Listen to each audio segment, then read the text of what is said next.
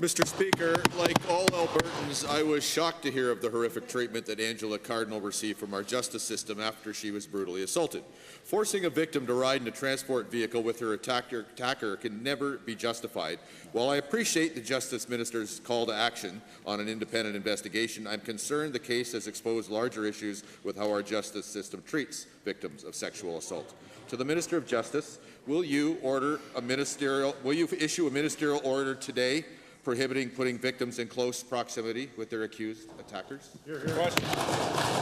Honourable Minister of Justice and Solicitor General.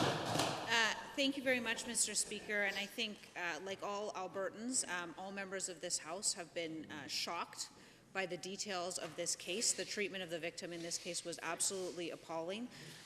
We have absolutely indicated, and the Sheriff's Branch is absolutely aware, that transport of accused people and victims should never occur in the same transport, Mr. Speaker. And in fact, the member opposite is absolutely right. This has unveiled some systemic problems, which is why we're having an internal review as well as an external review, Mr. Speaker.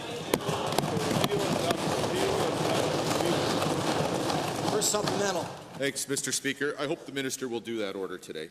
Me too. As I struggle to comprehend how something like this could possibly happen to a victim of violent crime, I can't help but to wonder if racial prejudices and stereotype might have played a role in the Crown's request to have Ms. Cardinal remanded under Section 545(1) of the Criminal Code and the judge's decision to grant that application.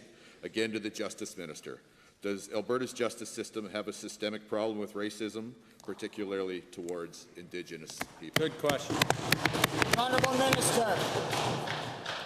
Thank you very much, Mr. Speaker. It's, of course, very difficult for me to speak to the motivations of the individual people involved in this particular case.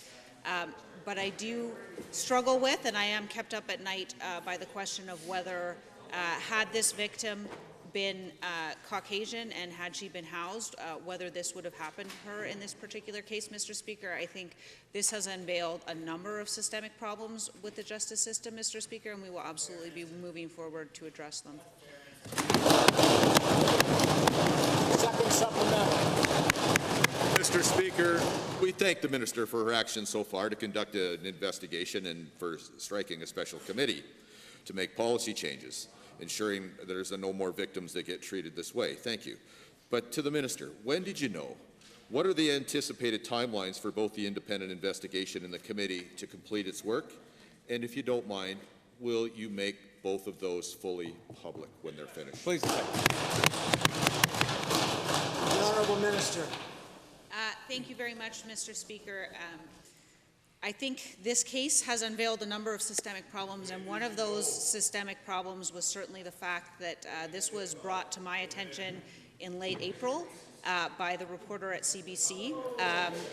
And certainly that is one of the challenges we absolutely look to address. The review in terms of policies from the internal committee should be reporting back within 3 months with those policy changes. And Mr. Speaker, in terms of the other review, we're still finalizing the terms of reference, and I should have more to say about that shortly.